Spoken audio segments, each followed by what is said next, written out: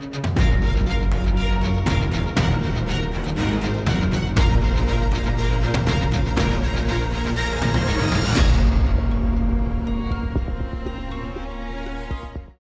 అధ్యక్షుడు Donald Trump ప్రతిపాదించిన టారిఫ్ల పెంపుపై ఆయా దేశాలు ఇప్పటికే ఆందోళన వ్యక్తం చేస్తున్నాయి.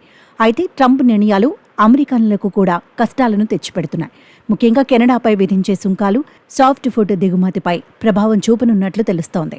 అమెరికాలో విస్తృతంగా వినియోగించే టాయిలెట్ పేపర్ పైన దీని ప్రభావం ఉండనున్నట్లు సమాచారం.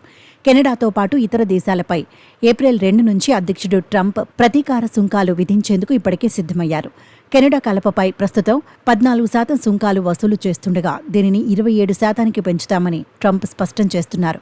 దీంతో ఈ ఉత్పత్తుల ధర 50% పెరిగే అవకాశం ఉన్నట్లు అంచనా వేస్తున్నారు. ఇది టాయిలెట్ పేపర్లు, పేపర్ టవళ్లు తయారీలో ఉపయోగించే NBS కలప గుజ్జు లభ్యతపై ప్రభావం చూపించే అవకాశం ఉన్నట్లు తెలుస్తోంది.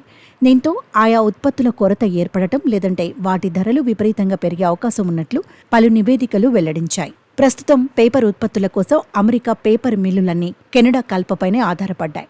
ఇక్కడ ఉపయోగించే టాయిలెట్ పేపర్లలో 30%, పేపర్ టవళ్లలో సగం వాటా కెనడా నుంచి దిగుమతి అయ్యే కలపనే ఉంటుంది. గతేడాది దాదాపు 20 లక్షల టన్నుల NBSKను కెనడా నుంచి అమెరికా దిగుమతి చేసుకుంది.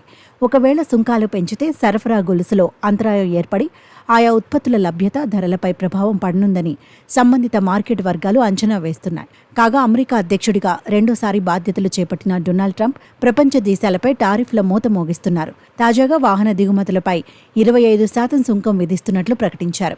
ఇందువల్ల దేశీయ తయారీ వేగవంతమవుతుందని పేర్కొన్నారు. విడి భాగాలు, అమెరికా వాహన కంపెనీలకు తాజా పరిణామం ఆర్థిక భారమే అవుతుందన్నది. ఈ సుంకం ఫలితంగా వృద్ధి మరింత పెరుగుతుందని ట్రంప్ అన్నారు. ఇది శాశ్వతం అంటూ టారిఫ్ ఆదేశాల్లో ట్రంప్ పేర్కొన్నారు. ఏప్రిల్ 3 నుంచే ఇవి అమల్లోకి వస్తాయని ట్రంప్ స్పష్టం చేశారు.